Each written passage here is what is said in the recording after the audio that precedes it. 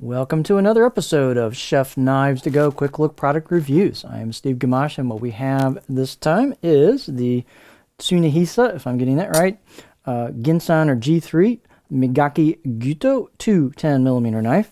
So the way this knife is done, this line, that's a 3-layer construction. So what they've got is soft stainless cladding on either side of the core hard cutting edge steel, which is known as G3 or Ginsan or Silver 3 or Ginsanko. Full stainless steel. It is a fine-grained conventional stainless steel that's awesome for kitchen knives. Heat treats about 61 Rockwell on that.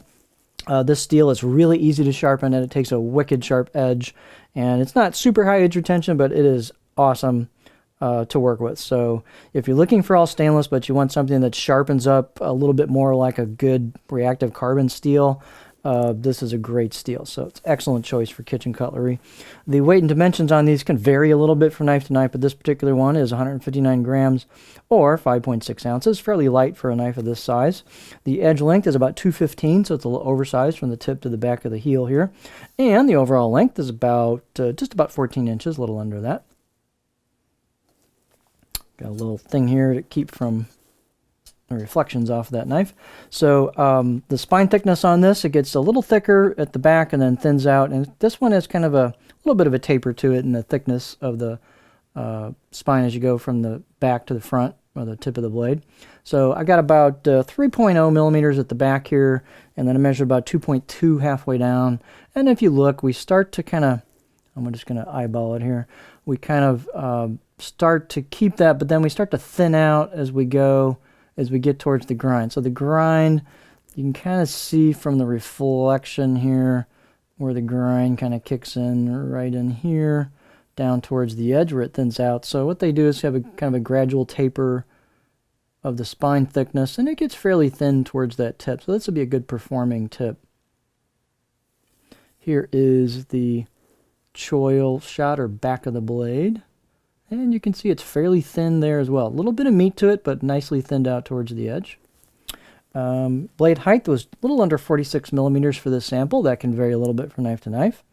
Handles are oval, ambidextrous, walnut with a maple or maybe an oak laminate. It looks like it might be a laminate kind of ferrule here. Either way, it's a nice looking combination and nice smooth fit and finish on the handle. They've done a good job of sealing up the joint there where the tang goes into the handle. Always check that. If there are gaps, seal it up with something so you don't get moisture in there. But it looks like a great job on that.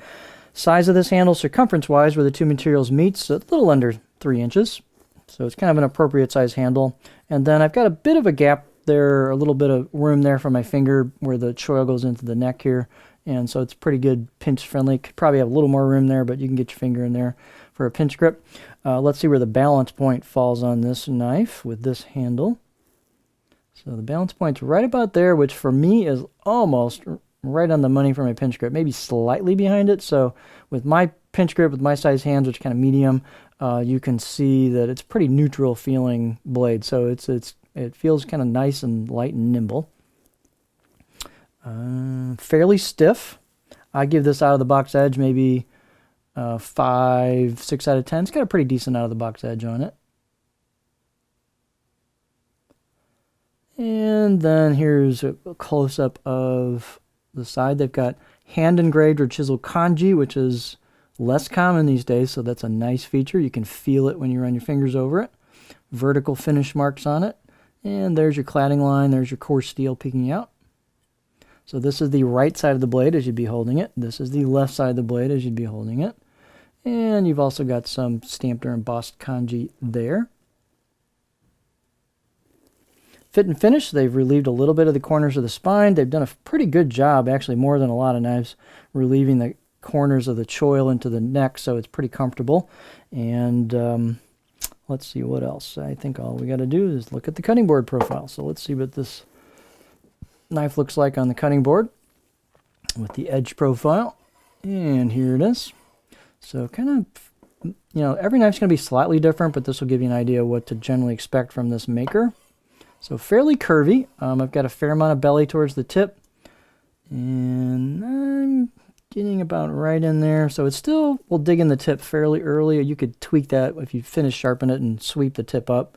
last millimeter or two if you wanted to and get a little more height on this. But I can get fairly high on a rock, getting that heel up there. And then it flows nicely, and there's not really a big flat in the back. It kind of rolls into the heel, so kind of just rolls in there. It's smooth, but there's not a lot of flat on it. So this will do a nice job on push-pull cuts, glide cuts, maybe a little bit of chopping, rocking. Definitely can do some tip draws on this as well. So anything other than if you want something with a lot of chopping area, that's probably not this blade. But it's a nice looking package, simple, but simple aesthetics, but nice looking, hand engraved kanji, all stainless, traditional wa or Japanese handle. It's a nice package. So this is the Tsunehisa G3 or Ginsan Migaki Gyuto 210mm knife.